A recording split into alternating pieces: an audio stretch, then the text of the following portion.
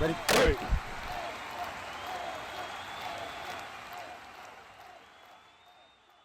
What's up, guys? It's Pick'em with HuddleGG, and welcome back to another episode of Ask Huddle. If you guys are new here, this is a series that we do each week where we answer your guys' questions. So if you have a question you'd like answered in a future video, wherever you're watching this, just make sure you leave that in the comment section below, and we will do our very best to get to it. If you don't see us getting to it in a future video, you can always join our free Discord by going to HuddleGG/Discord, and we answer all of your questions in there as well. So again, appreciate you guys being here today. Let's dive into this week's episode, and our first question comes from X's and O's, and they ask, how can I pick who my running back blocks in pass protection? Now, this is a really good question, and something that a lot of people don't know. That's kind of a nuanced thing with our pass protection, especially when the running back's blocking. So let's look into it here. So let's say that we block our running back, and let's say that you like to use empty protection, right? So if we block our running back and have empty protection set, you're going to see that no matter who we ID as the mic, our running back is not going to show that he's blocking anybody, because empty is designed to be a protection when your running back is going out on a route. So the first thing to understand when you are trying to get your running back to block a specific player, and you can see no matter who I ID with the mic here, we cannot be in empty protection and expect our running back to block who we want, okay? So what we need to do is either go into a base protection or go into a half slide or a full slide. So if we go into a base protection here and our running back is blocking, what you're going to see is when we ID different players, now you can see that that running back is going to target the player that you ID as the mic, okay? So you see no matter who we ID here with our running back, he is going to pick that player up in pass protection, and that's going to be his first target, okay? So again, anytime we're in base, when we ID the mic on a specific player, that is who the running back is going to target, and the offensive line will adjust accordingly. Now, the same thing's going to apply if we half slide left, half slide right, or full slide left or right, okay? So if we half slide to the left here, and you see that we identify this player here as the mic, you can see that the running back's going to take him, and the line will adjust accordingly. So again, same thing here. If we block that guy, if we want to block this guy, you're going to see same thing here. Same thing if we go out wide here. Again, you can see that no matter who we are IDing as the mic, our running back is going to pick him up anytime that we are in any protection other than empty, okay? So again, you do not want to be in empty if your running back is blocking. Here you can see a half side to the right. We're going to be able to do the same thing with our running back there. So again, that's really the key to it, is IDing the mic on the player that you want your running back to pick up. But again, making sure that you're not in empty protection, because if you're in empty protection, your running back's never going to consistently block the guy you want them to, and you're just going to be in a bad situation where you think he's going to pick somebody up, and he's most likely not going to, and you're going to give up a sack. Again, anytime you're blocking that running back, make sure you're in base protection, or make sure that you're half sliding or full sliding your line either left or right. Our next question today comes from AK Perkins, and they ask, what's the best way to not get burned when you're showing blitz? There's actually a couple of things we're going to show you here of ways that we can avoid being burned over the top and getting beat for big one-play touchdowns when we do want to show blitz. So the first one here is just going to be simply backing off the players that you think are in most danger. So if we come out here against a normal spread set and we show blitz, the people that we really need to worry about getting burnt in a look like this would be our outside corners. Okay, your safeties are not going to get burnt from that position at 8 yards off the ball, so you don't really have to worry about that. Again, those outside guys could get burnt though. So what you want to do is you just want to simply individually back off each outside player. So to do that, you do Y to bring up your coverage adjustments. You want to do individual. You want to pick the receiver that you want to back off of. So if we do the X receiver here, then we're just going to do the right stick up. Okay, and now you see that outside corner to the left is backing off, and he's not going to be in a position to get burned over the top anymore. You can do the same thing to the right side as well, just obviously individually back up or back off of that receiver. So that's the first thing that we can do, is just when we are showing blitz, we can still back off those individual players that we're worried about getting burnt over the top. The other thing that you can do is, let's say that you still want those safeties to be a little bit closer, like a show blitz look, but you don't want those outside corners to be in that position as well. So what we're going to do here is, on the defensive side of the ball, we are going to go to our coaching adjustments. We're going to have safety depth set to close. And then I like to use safety width on pinch as well. Close is really what's going to get those guys closer to the line. If we set the width to pinch, that's going to get them to play a little bit more to the inside of the field, which is really good if you're playing inside quarters and things like that. If you're playing deep half, it may not be as effective for you. But again, we're going to set up close for sure, and then I like to use safety width on pinch. Let's say that we come out in that same play, So now you'll see that those safeties are already in position that we want them to be in, right? But let's say that we still want our linebackers to be in the position that we wanted for show blitz. There's actually a new feature this year where we can show blitz with just our linebackers. So what we're going to do is we're going to push right on the D-pad to bring up our linebacker assignments, and then we're going to do RB. So now you'll see that the linebackers and the underneath guys are going to get in that show blitz alignment, but those outside corners never came forward and got into that dangerous press look that we showed in the previous setup, where again we could possibly get beat over the top there.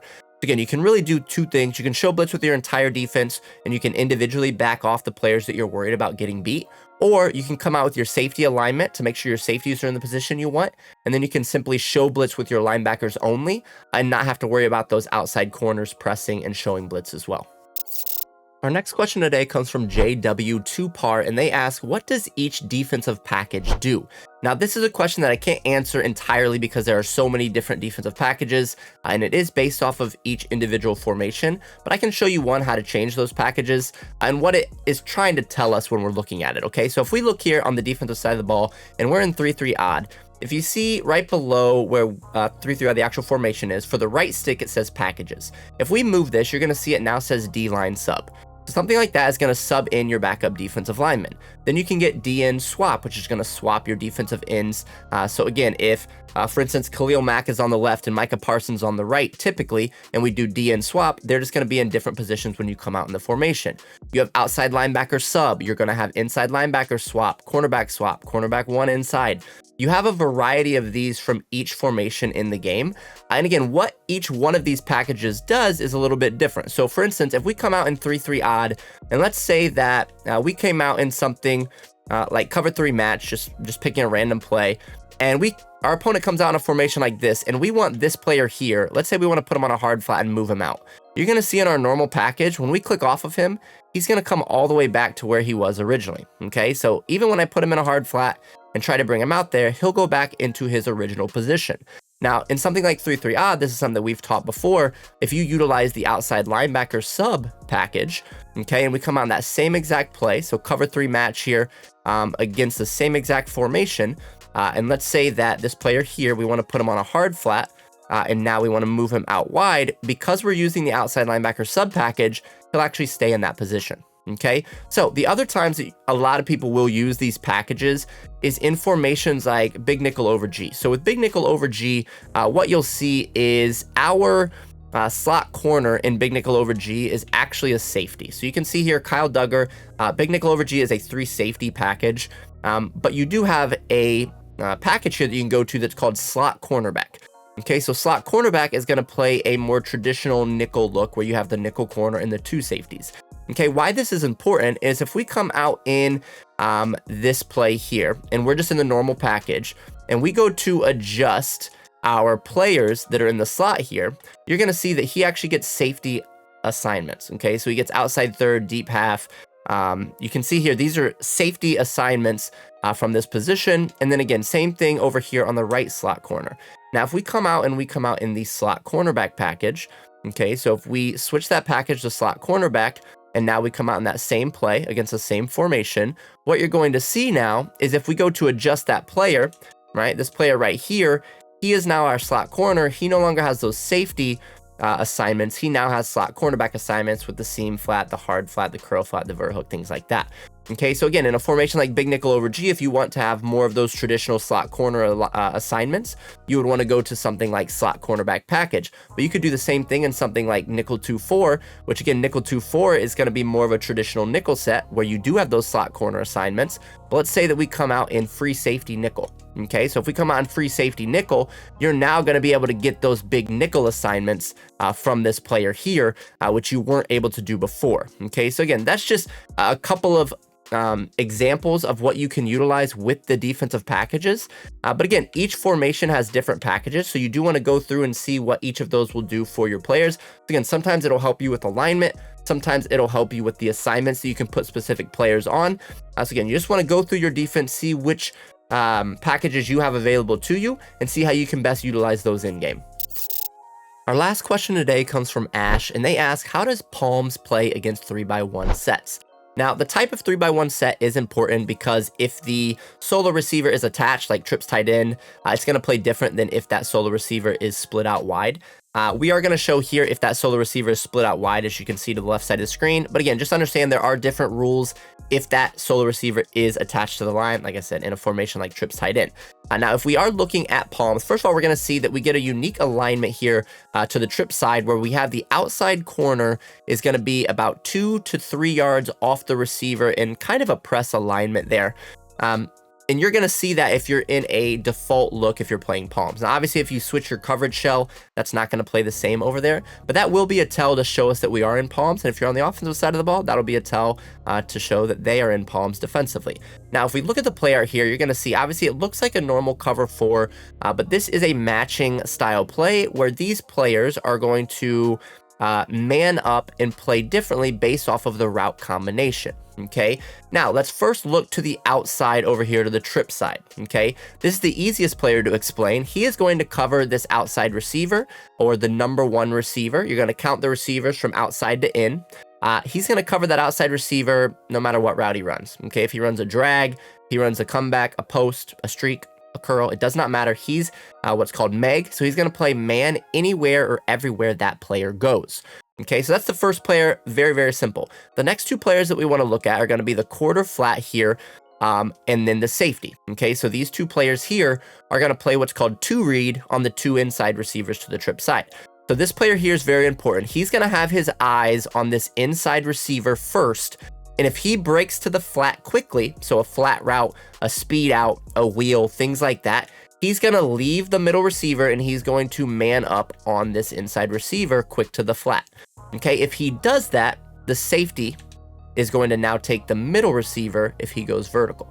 Okay, now, if that inside receiver does not go to the flat quickly, okay, so let's say this player runs a drag or runs anything vertical, then this quarter flat is going to match and man this middle receiver vertical, and the safety would be responsible for the inside guy if he goes vertical. Okay, so that's what you're going to see from these 3 guys to the right. The 3 rec is going to be looking for a shallow underneath crosser from either the 1 or the 2. The first one that comes across his face. So again, if 14 runs a drag, the 3 rec would take him. Okay, so that's how your 4 players over here are going to play to the trip side. Now let's look back to this side over here. This quarter flat is going to essentially be manned up with the running back on any route that he runs out of the backfield. Sometimes if that player goes quickly across the quarterback's face into the right side flat, sometimes this quarter flat will not match that and man up with him. So I personally like to man up this player to the running back because that's his job anyways. So I don't really want to have to worry about it if he does do that. But again, if it's any other route, you're going to see that he's going to cover that. So again, swing route, wheel route, anything like that, the quarter flat's going to take him. The outside corner here is going to be playing Meg or man everywhere this receiver goes. Okay, so the solo receiver, if he runs a drag, a comeback, a post, a curl, anything like that, this outside corner is going to man up on him. And then this player here is kind of a free player against a trips look. He will look to the middle and look for deeper crossers to help out on. From the trip side. That's what you'll want this guy to do. So this is actually a player that you can use her because you don't have really a sole responsibility against a trip set here, especially with the receiver split out wide. If he was in tight, like a trips tight end, you will have a different responsibility. But again, in a formation like this, you can definitely use this guy and just look over the middle of the field and look to help on a deep crosser, a post, anything like that where you think that they have the leverage on your corner or your defender. You could help out there and almost bracket that receiver. So again, that's what you're going to see here from a palms look in general against a trips formation here with the split out wide solo receiver. But again, understand that when you are running match coverage, it is completely dependent on the formation your opponent is running, as well as the route combination that they are running. So again, you can't always simply say, oh, it's going to play this way no matter what, because that's not true with matching coverages. Matching coverage is really, really fun. It's really, really unique, and it can really throw a lot of people off guard, but you got to make sure that you understand where your players are going and who's responsible for who. And if you guys are looking to get even better at Madden, make sure to join our free Discord by going to HuddleGG/Discord.